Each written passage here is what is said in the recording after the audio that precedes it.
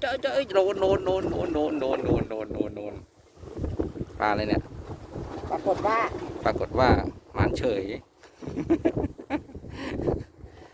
หางแข็งร้องใหญ่เลยดูสิ โอ้ยตัวนี้อันนี้ผลงานคุณเหมียวปลาดีทอดเอาไปปิ้งเหรอ2 ตัว 3 ตัววันนี้พามาคลายเครียดพักผ่อน